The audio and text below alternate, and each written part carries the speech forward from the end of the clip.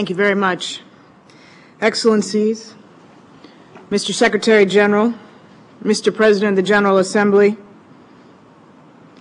Ambassador Nsengamana and his beautiful family, young people, survivors, ladies and gentlemen, on this day 15 years ago, Rwanda began its awful descent into the inferno of genocide.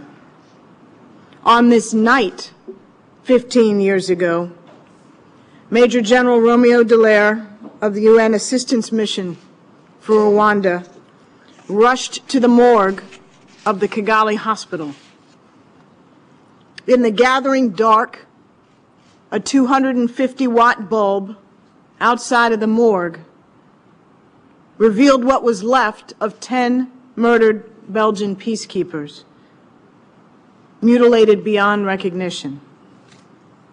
In the same hospital compound, 100 times that number of innocent Rwandans lay dead. Rwanda holds its own tragic place in the 20th century's grim litany of mass murder. The killing in Rwanda was terribly swift and horribly personal. Hannah Arendt has written of the banality of evil, but there was nothing banal about the evil that stalked Rwanda 15 years ago. That evil came in the form of soldiers with machine guns, men with machetes, lurid calls to murder hissed out of transistor radios, whispered word that one's neighbors were not people, but cockroaches. Lists of innocents marked down for the knife, deliberate and direct cruelty that still leaves us shocked and shaken. Rwanda didn't suffer from ancient hatreds between Hutu killers and Tutsi victims. It suffered from modern demagogues, from the ex-FAR, from the Interahamwe, from Radio Mille Collines. It suffered from those who were willing to kill in the warped name of ethnic difference, from those who saw division and death as a path to power. And it suffered from an international community, international institutions, and individual governments, including my own, that failed to act in the face of a vast, unfolding evil. Nothing we can say can ease the grief of those robbed of their parents, their children, their hope in the future, their trust in humanity. Nothing we can say can bring the victims back. Nothing we can say can make it right. Nothing anyone can ever say will ever make it right. Today, what we can do, both for the victims and for those whose daily lives are still marred by the after effects of genocide, is to rededicate ourselves to our shared commitment to human rights and human dignity. We believe that even in war, there are rules. We believe that even in the pursuit of power, there are limits. We believe that even in a violent world, there are rights.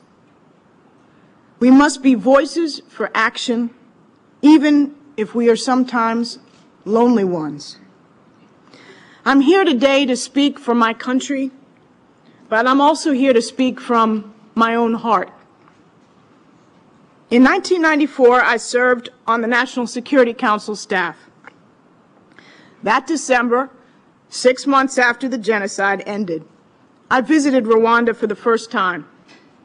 I'll never forget the horror of walking through a churchyard and a schoolyard where one of the massacres had occurred. 6 months later, the decomposing bodies of those who'd been so cruelly murdered still lay strewn around what should have been a place of peace. For me, the memory of stepping around and over those corpses will remain the most searing reminder imaginable of what our work here must aim to prevent. In the early days of this new century, we must work together to apply the lessons of the last century's bitter succession of genocides. We must work together to mete out justice to the perpetrators. We must work together to build up the capacity of every region and of the world to respond surely and swiftly to mass slaughter. We must build up our collective will to respond when atrocities occur. And we must work together to prevent conflict before an ember becomes a blaze. Despite all the blood that has been shed, or perhaps because of it, we still believe that hatreds shall someday pass, as my President Obama has put it. We still believe in the promise that in his words, quote, "As the world grows smaller, our common humanity shall reveal itself." Until that day comes, we bow our heads to mark the memory of those who are slain, and we bow our heads to mark the sorrow of all who stood by. Thank you.